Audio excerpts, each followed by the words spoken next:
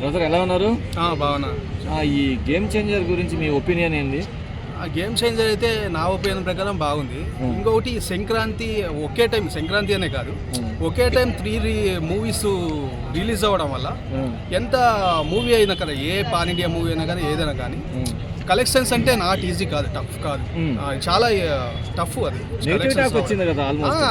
అదే కదా చెప్తున్నాము. ఇప్పుడు ఎంతో 1,00,000 మంది చెప్తారు, 1,00,000 మందిలో 1000 మంది ఉంటారు నెగిటివ్. అది నెగిటివే ఇక్కడ హైలైట్ అయ్యేది కదా మనకు టాపిక్. అలా అయ్యి ఒపీనియన్ ఫీల్ వస్తుంది. 300 కోట్లకి 100 కోట్ల కలెక్షన్ వచ్చింది.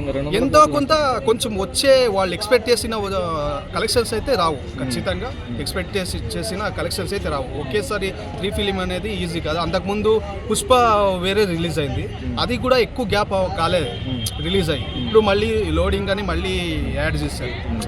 అది ఆల్రెడీ దానికి మధ్యలో ఎక్కువ గ్యాప్ లేవు, పెద్ద సినిమాలు ఏవి మధ్యలో రాలే పుష్ప తర్వాత. ఇంకొకటి ఆడియన్స్ ఎలా అంటే ఒక మూవీకి 1000 కోట్లు 1500 కోట్లు 2000 కోట్లు ఇచ్చాక కంటిన్యూగా ఇంకో మూవీకి ఖచ్చితంగా ఆ కలెక్షన్స్ ఇస్తారని మనం ఎక్స్పెక్ట్ చేయలేను. కొంచెం గ్యాప్ రావాలి ఏదైనా.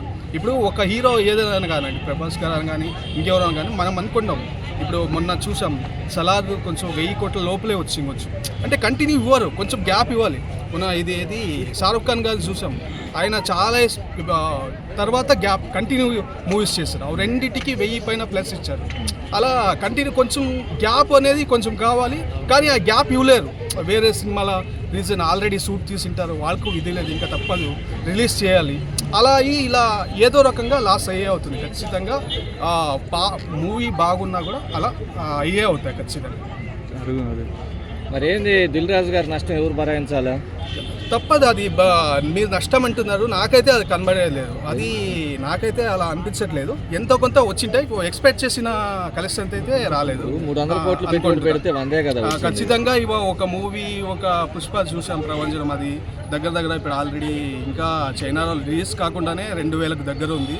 ఇంకా లోడెడ్ యాడ్ అయింది, ఖచ్చితంగా 2000 వస్తుంది. ఇంకా వాళ్ళు దంగలు ఖచ్చితంగా అది దంగలు అక్కడ చైనాలోనే 1100 కోట్లు అక్కడే వచ్చింది. మన ఇండియాలో కన్నా అక్కడే ఎక్కువ వచ్చింది. ఇంకా ఇది ఇంకా రిలీజ్ కాలేదు, చైనాలో రిలీజ్ చేయలేదు.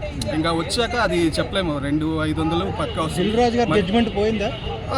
జడ్జిమెంట్స్ పోయింది, కానీ మూవీ అయితే బాగాలేదని చెప్పలేము. ఒకే టైం 3 మూవీస్ కదా, ఖచ్చితంగా పండగ అయినా నార్మల్ టైంలో అయినా 3 మూవీస్ వచ్చినప్పుడు డాగు మహారాజ్ చూసాము, ఇది సంక్రాంతి వస్తున్నాము, ఒక్కదాని మించి ఉన్నాయి. ఏదో రకంగా ఆడియన్స్ ఎంత ఫేవరెట్ అయినా కావచ్చు ఆ మూవీకి.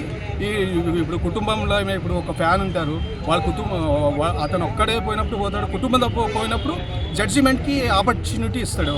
అలా వేరే ఇలా ఫేవరెట్ మూవీ కాకుండా కొన్నిసార్లు అటు పోవచ్చు, చెప్పలేము, అలా అయిపోతుంది. గేమ్ చేంజర్ మూవీని పుష్ప మూవీ లాగా ఎక్స్పెక్ట్ చేసారు, 100 కోట్లే వచ్చినాయి. ఎందుకలా? అంతా కాదన్న, ఎక్కువ వచ్చినాయి మనకు అలా తెలుస్తుంది, కానీ వాళ్ళు కరెక్ట్గా రీజన్ చెప్పరు. ఖచ్చితంగా అంతా రాలేదు. అదే చెప్తున్నా, ఇందాక అదే చెప్పారు, కొంచెం గ్యాప్ రావాలి. ఇప్పుడు ఆల్రెడీ పుష్ప అన్ని కోట్లు ఇచ్చారు, కంటిన్యూగా అన్ని కోట్లు ఇవ్వడానికి అంటే ప్రతిరోజు అందరూ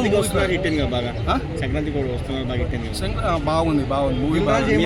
చూసుకుంటే సంక్రాంతికి వస్తున్నారు బాగా హిట్ అయిపోయింది కదా, ఆ ప్లేస్ లో గేమ్ చేంజర్ హిట్ అవ్వచ్చు కదా. అదేనా సేమ్ టైం వచ్చారు కదా, ఒకదాని తర్వాత ఒకటి వచ్చాయి, సేమ్ టైం వచ్చారు. సేమ్ టైం వచ్చినప్పుడు అలా మూవీ బాగున్నా కూడా ఆడియన్స్ కొంచెం అటు ఇటు అయిపోతారు.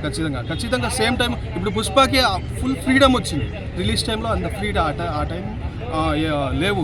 వచ్చిన ఒక వారం గ్యాప్లో ఏవో వచ్చాయి, కానీ ఫుల్ అంత ఫ్రీడమ్ వచ్చింది రిలీజ్ టైం. సార్ ఏమన్నాడు అంటే గేమ్ చేంజర్ ద్వారా బాయిలో పడిపోయాను, సంక్రాంతికి వస్తున్నాం ద్వారా మళ్ళీ బాయిల నుంచి బయటకు వచ్చామని. లేదన్న, ఏదో ఒక రకంగా ఆయన అదైతే అలా అన్నారని నేనైతే చూడలేదు. ఖచ్చితంగా ఏదో ఆడియన్స్ ఇంకా రావాలని ఆయన ఎక్స్పెక్ట్ చేశారేమో. ఆయన జడ్జిమెంట్ కొంచెం లాస్ అయింది. మినిమం 1000 కోట్లు టార్గెట్ పెట్టారు. ఆయన అనుకున్న మినిమం అయితే ఆయన ఖర్చు చేసిన దానికి అంత కోట్లు రావాలి అనుకోలేదు. అంటే కొంచెం మూవీ బాగున్నా కొంచెం అంత రాలేదు, ఎక్స్పెక్ట్ చేసినంత బాగాలేదు. మూవీ అయితే గేమ్ చేంజర్కి ఇలాంటి నష్టాలు రావడానికి కారణం ఎవరు? దిల్ రాజు గారా, శంకర్ గారా, లేకపోతే నష్టం కాదండి. సేమ్ టైంలో ఒకే చిన్న హీరోస్ కాదు, ఈయన వెంకటేష్ చిన్న మూవీస్ కాదు అవి. మనం ఏదో వాళ్ళు రిలీజు ఎక్కువ స్టేట్లో, మళ్ళీ వేరే కంట్రీస్లో ఎక్కువ రకంగా ప్రమోషన్ చేసి రిలీజ్ చేయట్లేదు, కానీ అవి ఏం తక్కువ చిన్న మూవీస్ అయితే కాదు. అలా సేమ్ టైం సేమ్ జోనర్లో రిలీజ్ చేయడం వల్ల సంక్రాంతికి కొంచెం 300 కోట్లు వస్తుంది కదా కలెక్షన్.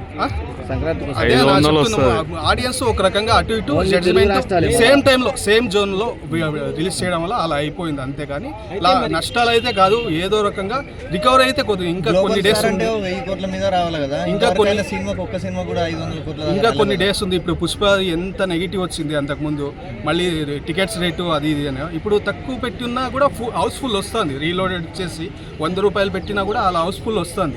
ఇలాగే నెగిటివ్ వస్తుంది, ఇలాగే నెగిటివ్ వచ్చింది. పుష్ప 2 కూడా ఇలాగే నెగిటివ్ వచ్చింది, కానీ అంత కలెక్షన్ వచ్చింది.